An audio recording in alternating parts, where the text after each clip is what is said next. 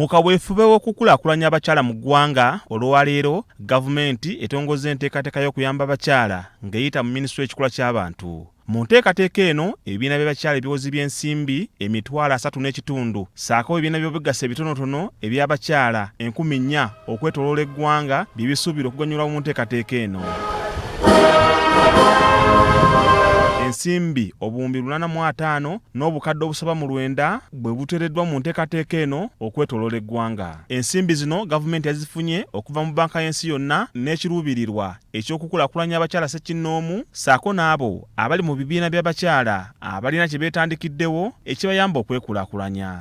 Mu ssaako yaffe tulina obukadde 150 naye bassebo ne banyabo obukadde 150 tebutumala. Tubadde tusaba mutwongere obukadde 5 tusobole okukulaakulanya ssaako yaffe. Ensimbi zino gavumenti yazifunye okuva mu banka y'ensi yonna n'ekiruubirirwa eky'okukulaakulanya abakyala ssekinnoomu ssaako n'abo abali mu bibiina by'abakyala eby'okwekulaakulanya ng'abalina kye beetandikiddewo ekibayamba okwekulaakulanya. Omumyuka wa kaliisoliiso wa gavumenti Dr. Patricia Okiria atadde akazito ku bakulu mu minisitule y'ekikula ky'abantu bannyonnyola amakubo ge bataddewo agayinza okuyamba ensimbi zino obutabulankanyizibwa. What does the project have in place to strengthen transparency, accountability, and anti-corruption through enhanced supervision and monitoring?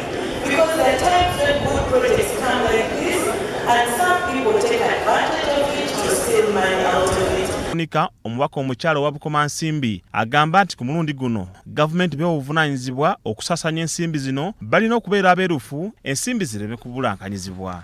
Era tusaba minisitule ya gender nga bwe tuwadde amawulire gano tukkirize tulondoole ssente ezo tulabe nga ddala abantu abalina okuzifuna bazifunye ate nga baganyulwamu. Ogwaffe tugenda gukola abakyala tugenda kubakunga. Leero bafunye obuwumbi kumpi 800 bwe bagenda okuweereza wansi mu bantu, naye bagenda buweereza mu bantu abalina kye beetandikiddewo. Siza kujja kugamba ngeza payment model tukwako obadde toyingira naye bw'oba olina kye weetandikiddewo ng'oli entrepreneur ng'olina bizinensi nga mulina ka gurupu oba nga mulina gurupu erina kyekola mwe be bagenda okutandikirako. Ssaabaminisita w'eggwanga Robina Nabbanja Musafiri yatongozza enteekateeka eno ng'asabye abagenda okuganyulwa mu nsimbi zino okuzikozesa obulungi. I urge you to remain committed and work tirelessly to ensure that this project goes on as planned.